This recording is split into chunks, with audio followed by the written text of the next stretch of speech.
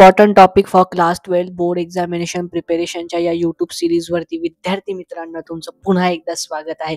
जसं की मी तुम्हाला सांगितलं होतं, मॅथमॅटिक्सच्या चॅप्टर वाईज आपण तुम्हाला IMP क्वेश्चन्स प्रोव्हाइड करणार आहोत, IMP टॉपिक्स प्रोव्हाइड करणार आहोत की जे तुमच्या स्टँडर्ड टेक्स्टबुकमध्ये जे टॉपिक्स आहेत त्यापैकी कोणकोणते टॉपिक्स इम्पॉर्टंट आहे तुमच्या बोर्ड एक्झामसाठी. प्रत्येक चॅप्टरसाठी आपण एक व्हिडिओ आणतो आहे. ऑलरेडी स्टार्टिंगचे 2 चॅप्टर्स आपण असं IMP व्हिडिओजचं बनवले आहेत. जर तुम्ही ते नसतील बघितले ते व्हिडिओ तर या व्हिडिओच्या डिस्क्रिप्शन बॉक्समध्ये मी त्यांची लिंक देत आहे. कृपया लगेच जाऊन ते व्हिडिओ बघा. आज आपण थर्ड टॉपिक बघणार आहोत, ट्रिग्नोमेट्री फंक्शन. तर बघा, या ट्रिग्नोमेट्री फंक्शनचं बोर्ड एक्झाममध्ये वेटेज आहे 8 मार्क आणि विथ ऑप्शन जर बघितलं तर 10 मार्क. म्हणजे ॲव्हरेजली पकडून चला की ट्रिग्नोमेट्री फंक्शन बोर्ड परीक्षेमध्ये 8 मार्कांना येणार आहे. आता ट्रिग्नोमेट्री म्हटलं की स्टुडंट जरा घाबरून जातात, कारण त्यांना वाटतं की ते sine theta, cos theta, tan theta, sec theta याच्यामध्ये ते घाबरत असतात. हे ट्रिग्नोमेट्री आयडेंटिटी कधी कोणती वापरायची किंवा मग याच्यामध्ये इंटर कन्व्हर्जनचा फॉर्म्युला कसा यूज करायचा हे कदाचित त्यांना थोडंसं माहीत नसतं. बट त्याच्यासाठी पण आपण एक डेडिकेटेड प्लेलिस्ट बनवली आहे, जिच्यामध्ये एकदम डिटेल लेवलमध्ये JEE लेवलपर्यंत ते सगळे ट्रिग्नोमेट्रीचे प्रॉब्लेम्स कव्हर केलेले आहेत. जे तुमचे बेसिक कॉन्सेप्ट्स आहेत त्याच्यामध्ये सर्व कव्हर्ड आहे. बघा, एक नोट लिहिलेला आहे याच्यामध्ये, interesting chapter to cover. Trigonometry खूप इंटरेस्टिंग चॅप्टर आहे. जसं तुम्हाला इंटिग्रेशन डेरिव्हेशनची डिफरन्सिएशनची भीती वाटते, याच्यामध्ये भीती वाटण्याची कारण याच्यामध्ये ना कॉन्सेप्ट असं फिक्स्ड फॉर्म्युला वगैरे काही नाहीये, पण थोडंसं डोकं लावावं लागेल क्वेश्चन सॉल्व्ह करण्यासाठी. त्यामुळे हा एक इझी चॅप्टर आहे. इंटरेस्टिंग तर आहे, त्यासोबत इझी आहे. सेकंड गोष्ट जी याच्यामध्ये आहे ती म्हणजे डायरेक्ट स्ट्रेट फॉरवर्ड क्वेश्चन्स आहेत. आता ट्रिग्नोमेट्रीमध्ये खूप हार्ड क्वेश्चन्स येतात, ते JEE ॲडव्हान्समध्ये. जेव्हा मी JEE ॲडव्हान्सची प्रिपरेशन करून घेतो स्टुडंट्सकडून, तेव्हा आम्ही तेवढे हार्ड लेवलचे क्वेश्चन्स करून घेतो. पण CET आणि बोर्ड एक्झामसाठी एकदम डायरेक्ट स्ट्रेट फॉरवर्ड क्वेश्चन्स येतात. त्यामुळे ट्रिग्नोमेट्री चॅप्टर सोडायचा नाहीये. बरेचसे स्टुडंट्स काय करतात माहिती का, त्यांना ट्रिग्नोमेट्रीची भीती वाटते त्यामुळे ते सोडून जातात. पण ट्रिग्नोमेट्री एक वन ऑफ द इझी आणि स्कोरिंग चॅप्टर आहे. म्हणजे जर मॅथमॅटिक्सची भीती वाटत असेल तर हा चॅप्टर तुम्ही केला पाहिजे. याच्यामध्ये डायरेक्ट फॉर्म्युला आहेत आणि जोपर्यंत ओवी करिअर चौक तुमच्या सोबत आहे, त्यामुळे तुम्हाला कोणत्याच टॉपिकची भीती बाळगायची गरज नाहीये. सो आपण आता टॉपिक्स बद्दल बघूया. तर सगळ्यात पहिला इम्पॉर्टंट टॉपिक आहे ट्रिग्नोमेट्रिक फंक्शन. हा टॉपिक तुम्हाला बोर्ड एक्झाम मध्ये विचारला जाऊ शकतो 2 ते 3 मार्कांना. ट्रिग्नोमेट्रिक फंक्शन मध्ये पण 2 प्रकारचे क्वेश्चन्स आपल्याला पाहायला मिळतात. पहिला आपल्याला क्वेश्चन्स पाहायला मिळतो तो म्हणजे प्रिन्सिपल सोल्युशन, दुसरा आपल्याला पाहायला मिळतो तो म्हणजे जनरल सोल्युशन. त्यासाठी तुम्हाला जे आहे ते 3 फॉर्म्युले लक्षात ठेवावे लागतील. साइन थीटाची व्हॅल्यू जर साइन अल्फा असेल तर थीटाची व्हॅल्यू असते n पाय प्लस -1n इंटू अल्फा. हे 3 फॉर्म्युले लक्षात ठेवले की तुमचं जनरल सोल्युशन निघतो. जर तुम्हाला थीटाची व्हॅल्यू काढायची तर तुम्ही प्रिन्सिपल सोल्युशनच्या मेथड वापरता.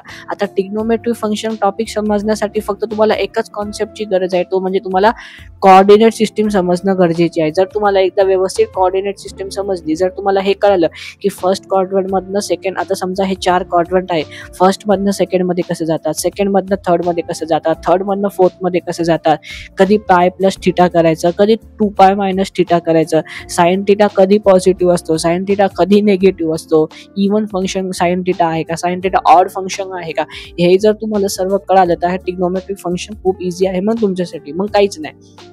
सो येस, हा एक इझी टॉपिक आहे. सेकंड टॉपिक आहे सोल्युशन ऑफ ट्रायंगल. हा थोडासा कॅल्क्युलेटिव्ह टॉपिक आहे, म्हणजे याच्यामध्ये थोडंसं तुम्हाला कॅल्क्युलेशन वगैरे करावं लागेल, कारण under route of S, S-A वगैरे पेरिमीटर वगैरे काढावे लागू शकतात.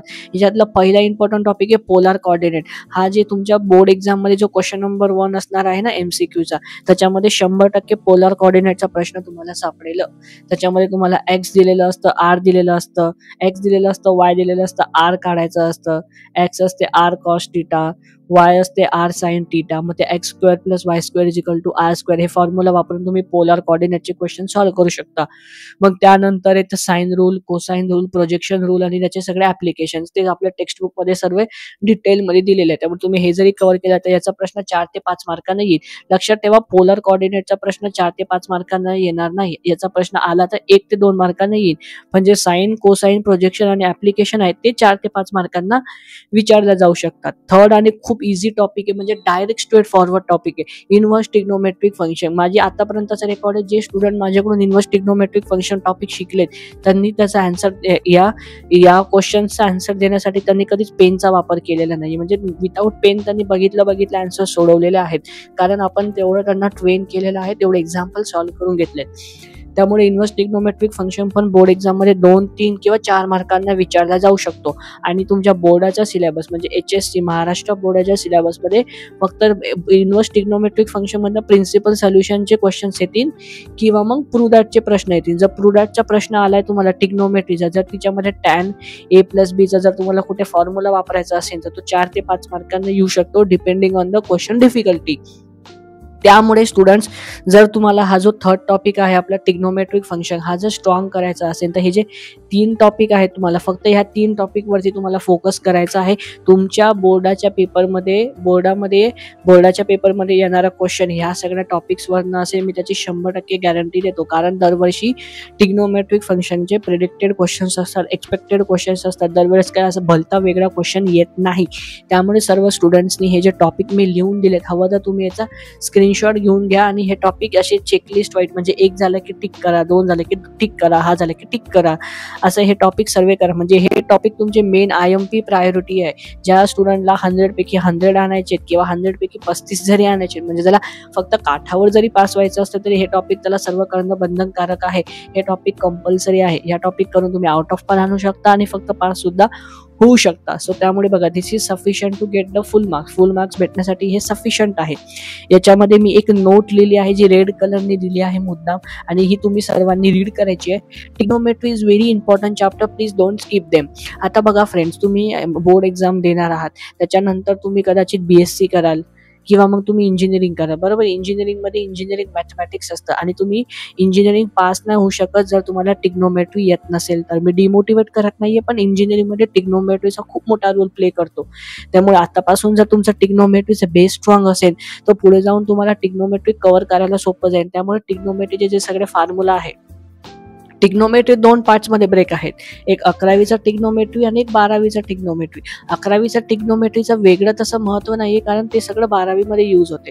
साइन फॉर्म्युला, तर तुम्हाला सर्वांना फॉर्म्युला माहिती पाहिजे की साइन 2 थीटाचा फॉर्म्युला काय असतो, 2 sin θ cos θ. तसं तुम्हाला cos 2 θचा फॉर्म्युला पाहिजे, tan 2 θचा फॉर्म्युला माहिती पाहिजे, cot 2 θचा फॉर्म्युला माहिती पाहिजे, sin 3 θचा फॉर्म्युला माहिती पाहिजे, cos 3 θचा फॉर्म्युला माहिती पाहिजे. असे सगळे फॉर्म्युला जोपर्यंत तुम्हाला माहित नाही होत ना तोपर्यंत ट्रिग्नोमेट्री जमणार नाही.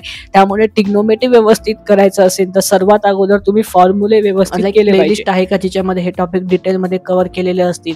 सो येस, मी प्लेलिस्टची जी लिंक आहे या व्हिडिओच्या डिस्क्रिप्शन बॉक्समध्ये देतो, ज्याच्यामध्ये एंटायर ट्रिग्नोमेट्री मी तुम्हाला सांगतो. इन्व्हर्स ट्रिग्नोमेट्री एवढ्या इझी वे मध्ये सांगितलं आहे की तुम्हाला कोणताही प्रश्न जरी दिला, मग तो बोर्डाचा असू द्या, CETचा असू द्या, तुम्ही बघितल्या त्याला सोडवू शकता. Just follow our playlist. जी प्लेलिस्ट आम्ही तुम्हाला प्रोव्हाइड करतोय, फक्त तिला व्यवस्थित फॉलो करा. आणि जरी तुमचा हा चॅप्टर ऑलरेडी प्रिपेअर झाला असेल, जर तुम्ही प्लेलिस्टचे व्हिडिओ जरी नसेल बघणार, तर मग फक्त हे एवढे टॉपिकची रिव्हिजन एकदा करून घ्या आणि ह्या टॉपिकला मेन IMP टॉपिक म्हणून घोषित करत आहोत आणि हे टॉपिक सर्वात अगोदर करून घ्या, ठीक आहे. सो बस आजच्या व्हिडिओसाठी एवढंच सांगणार आहे. ट्रिग्नोमेट्री खूप इम्पॉर्टंट टॉपिक आहे. CET मध्ये पण याचं खूप जास्त वेटेज आहे, पण CETच्या पर्स्पेक्टिव्हने मी आज सांगत नाही, कारण त्याच्यासाठी आपण एक वेगळा व्हिडिओ बनवणार आहोत. पण येस, बोर्ड एक्झाम मध्ये जर तुम्हाला एक चांगला स्कोर करायचा आहे, जर तुम्हाला चांगले पर्सेंटेज आणायचे आहेत बोर्ड एक्झाम्स मध्ये, सो त्यामुळे ट्रिग्नोमेट्रिक फंक्शन करणं एक महत्वाचा टॉपिक आहे. इझी टॉपिक आहे, तुम्ही आरामशीर करू शकता. फक्त मी जे इम्पॉर्टंट पॉइंट्स दिले त्याच्या हिशोबामध्ये प्रॅक्टिस करा, प्रिव्हियस इयर बोर्डाचे क्वेश्चन सोडवा, टेक्स्टबुक मधलं करा, बस एवढं सफिशियंट आहे. राहिलेलं सगळं करून घेण्यासाठी OV करिअर चौक तुमच्या सोबत आहेच ना. आम्ही सगळी जबाबदारी घेतो तुमच्याकडून करून घेण्याची.